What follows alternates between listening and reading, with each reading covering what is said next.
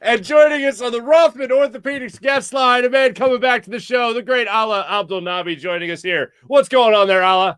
Mark, great to be with you. Thanks for having me on, buddy. Are you kidding me? My pleasure, because I know that people say some people win Twitter. Well, you, my friend, got all the attention in the world when you posted this, admitting that you stared down all of Tirana after Joel Embiid's game-winning shot, and then I took the liberty to go ahead and circle your new profile pic with you turning around and taunting the crowd. What? Just walk me through that moment, please, my friend. When we had a better moment there with Joel Embiid winning it in overtime. It was 2.5 hours in the making, man. This was not a spur of the moment thing. You guys at home could hear some of the stuff that was being said. We heard more because we were right there. And so I reverted back to being a player, man, like the smack talking part of me.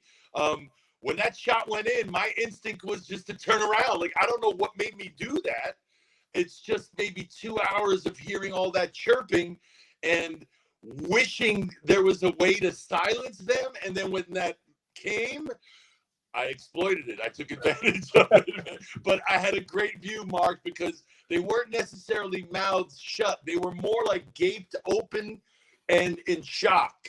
And I wish I had a mental picture of that right now, man. That's something that'll stay with me for a while. Well, you got something better. You got a Twitter avatar now. That's how great that is. Well, at least of you, my friend. Now, speaking of things going on in this series with Joel Embiid, we know now about the torn ligament in his thumb. Apparently, it would require surgery, or does require surgery. Woj put this out on social media earlier in the day yesterday. Joel Embiid requires surgery to address the ligament tear, but he'll do that after the Sixers season. Any idea how painful that will be for Joe to keep on going and not get surgery just yet? Listen, I can't tell you what it's like because I've never had it, but I can go back to when I've had jammed thumbs, jammed fingers, dislocated fingers. Those are things that don't overwhelm you with pain, but they annoy you with pain. They're just there. If you can think of, I know this is not an equal comparison, but think of like the worst hangnail you've ever had. It just annoys you. It's just there. This maybe times 100 for Joel, because it's going to be painful, but it's not going to be the kind of pain that overwhelms your whole body. It's local, and he's just going to have to learn to live with it. The problem with it is we all know, and the opponents know, and they're going to be smacking and slapping on it, and he's just going to have to play through that. So he was 7 of 9 from the free throw line in game 3. He didn't have his best night from the floor, but not his worst, 7 for 16. How much will this affect him, you think, shot-wise going forward? I think it will affect his shot, but I don't think it'll affect his shot like we think it will. I think it'll bother him at the beginning when it's cold, but once he gets loosened up, I don't even know how they're going to treat it. Do they shoot it up with cortisone? I don't know what they'll do, but I know that warming it up and getting it loose will certainly help. But when he's at a hotel, when he's just off the floor, it's going to be stiff and it's going to hurt and it's going to throb. Will the Sixers close this out, you think? Come tonight. God, you hope so. I hope so, Mark. I hope so. Because I don't want to think of a scenario where it's 3-2 and we have to go back up to Toronto. I'd rather finish it at Wells Fargo Center with our home crowd and then give ourselves some time off so Joel can rest, the rest of the guys can rest. The Sixers would do themselves well if they would win tomorrow. Yeah, certainly. When it comes to this series, I mean, I remember the good old days, Alaa. Like, I remember watching you play. I remember watching you play again in Last Dance when you started that, when you're behind Clyde Drexler in the layup line. I didn't miss it. But in all seriousness, when refs would be like, when coaches would complain about refs, the coach would get fined. And it seems like Nick Nurse has been rewarded throughout this entire process. I can't remember anything to this level where a coach said what he said and then got rewarded for it. That's what it seemed like to me. What did it seem like to you? I'm with you, brother. And I got a lot of people on Twitter that were giving me a lot of smack, if you will, because I was complaining. They felt I was complaining too much. And maybe I was. I'll give them that. But knowing what I know, having been around the league, you could almost tell by Nick's lobbying. I even mentioned the word lobby on the air. That it was going to have an effect. Phil Jackson used to do it, because referees are human beings and they read newspapers too. And I just knew that there was going to be an overcompensation come game 3. And when you know it's coming and then you see it, it's frustrating. It's almost maddening, because you know it shouldn't be that way. But yet it was. And yeah, that was tough. But Nick Nurse did his job. He fought for his team and it worked. Yeah, I keep on trying to think of it like, wow, do I hate Nick Nurse for this or do I respect him more? Because, like, this is the only card he has to play. You know what I'm saying? Like, the only way you're going to win this series if you get all the calls. So he's lobbying for every one of them is what it seems like. It is. It reminds me of the guy Musselman in college from Arkansas when he argued about not getting fouls called as well, and that's part of his game. Well, you've got to adjust, right? Like, that's part of it. There are adjustments to be made in the playoffs, and not everything is going to go as you planned it. So the 76ers, along with the Raptors, are having to adjust. I just think I'm biased, but the Sixers are a better team. And when you play them over a long period of time, the Sixers will always come out on top, as they are constituted right now. What do you think about Joel's reaction with the little applause there for the refs? Do you think it flips back a little bit to the Sixers' favor in Game 4 or Game 5? It does. And I like his attitude that he was able to laugh it off, kind of, you know what I mean? Move on, as opposed to being embittered and having it affect the next play.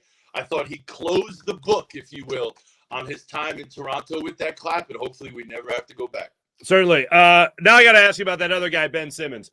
So another report comes out. I love it. So you've seen the way the guy's dressed. You haven't seen him play. You've just seen him there on the bench. He dunks the basketball in practice and we're supposed to do a backflip. I don't know. But he's got back soreness again. He's not playing in Game 4, according to Woj. What do you even make of it at this point? Like, if you're Kevin Durant, if you're Kyrie Irving and you're fighting for your playoff life, and this guy's sitting on the sidelines doing nothing but dressing like Homie the Clown, I don't know what you do with this guy. No, there's not a lot you can do. I can tell you this, Matt. I'm glad he's not in Philly anymore. That's the bottom line, right, Mark? I mean, the fact that he's someone else's problem now, let them worry about all the little details and the idiosyncrasies that are Ben Simmons. That's not our problem anymore. I do feel bad for Andre and for Seth. That picture that they had on social media of all three of them sitting there with those two faces, they say it all.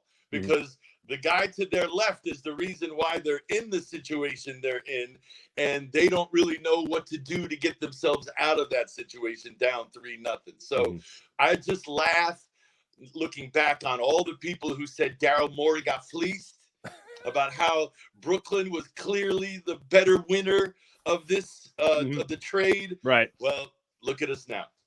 Look, there you go. Back to the Sixers for a second here. Doc Rivers has really impressed me in this series against the Toronto Raptors. He's been great. I was thinking at the end of the season, wow, I think he's lost this team. It was a classic case of that. Do they need a new voice? And he has pushed all the right buttons, to use that tired cliche. How impressive has he been to you in this first round series? Incredibly impressive with every move and just the vibe with the squad. It just seems more determined. In other words, they were up there just a week ago in Toronto. And looking at that team and now looking at the team that we were just with, different vibe, different approach, different mentality, and different results subsequently. And I think, you're seeing all of those things because of Doc, because of his temperament, because of the way he handled the stressful situations during the season and kept implementing, putting things in, and just aiming for the end, aiming for the ultimate goal. And we all critiqued and we questioned along the way. That's our job. That's what we're supposed to do. But I don't think we can really question what he's done in this series. Everyone thought he'd be outcoached by Nick Nurse. That hadn't happened either. That timeout at the end to get Joel the shot, that was as clutch as any play during that game. I think he's handled himself incredibly well. And the Sixers, I feel fortunate that he's on our sideline. Okay. When it comes to Joel Embiid possibly being 80, 85%, 90, I don't know. Who do you think will be the guy? Not should be the guy, because then I think we can all agree it should be James Harden, but who do you think will be the guy that steps up in his struggles if he does in fact struggle? Tobias Harris. Tobias Harris has been quietly a killer in this series. He may not have had a great second half in game 4, but he was really good in game 3, games 1 and 2. Also, I'm looking for that Tobias Harris come tomorrow night, driving to the basket, being aggressive, and then the other end of the floor defending Siakam like he did in game 3.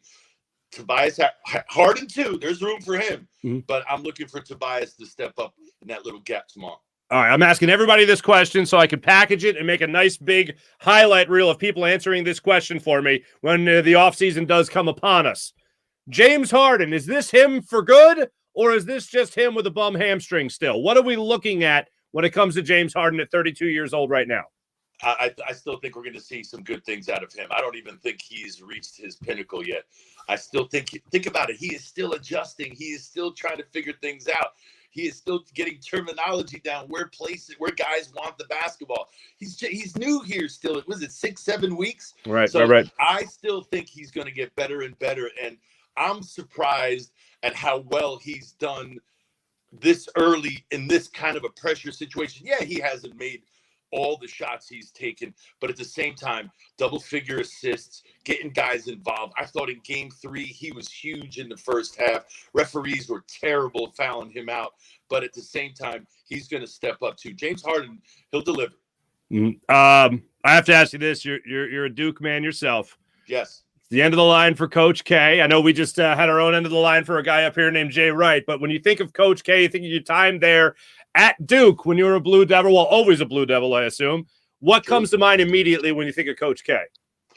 How important he's been to my life, and how I thought it was just going to be a 4-year relationship that turned out to be a 36-year relationship. You know, he's still in my life. He's the second most important man in my life. And for me, he ain't going anywhere. For you guys, he's not going to be on the sideline, but I still have his number. I know where he lives. I'll see him in May when I go down. He'll always still be a part of my life. So for me, what was supposed to be short turned into a lifelong thing.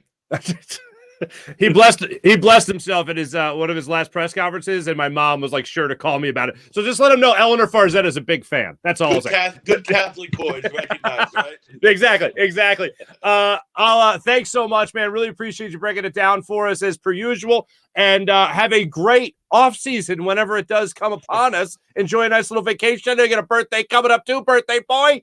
So congrats on that, my friend. Happy birthday to you, and enjoy the off season. Thanks so much, Mark. Great to see you, and go Sixers. Go Sixers. Alaa Abdelnaby joining us on the Rothman Orthopaedics guest line.